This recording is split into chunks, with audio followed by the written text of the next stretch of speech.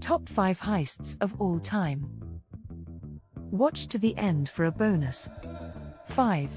The Hatton Garden Heist, 2015.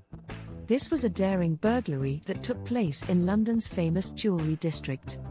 A group of criminals drilled through a concrete wall to gain access to a vault at Hatton Garden Safe Deposit Limited, stealing $40 million worth of cash and jewels. The heist was carried out by a group of aging criminals, some of them being in their 60s and 70s at the time of the burglary. All were eventually caught. 4. The Harry Winston Jewellery Heist, 2008. This heist involved 4 men who successfully robbed the famous jewelry store located in Paris of more than $100 million worth of jewels. The robbers, dressed as women and wearing wigs, entered the store with guns and stole 121 pieces of jewelry. They then fled and used bicycles to escape to the nearby Seine River, where they got away on a speedboat. The robbers were eventually caught, and the jewelry was found in a sewer of a Paris suburb. 3. The Antwerp Diamond Heist, 2003. This is the largest diamond heist in history, valued at $100 million. It was carried out by thieves who had rented an office space in the Antwerp Diamond Center building, giving them access to the vault where the diamonds were stored.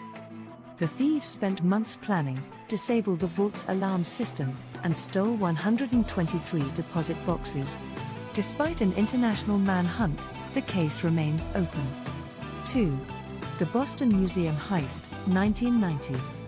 This heist is known for the theft of $500 million in art from the Isabella Stewart Gardner Museum in Boston. In the early hours of March 18, 1990, 2 men dressed as police officers entered the museum, claiming to be responding to a disturbance.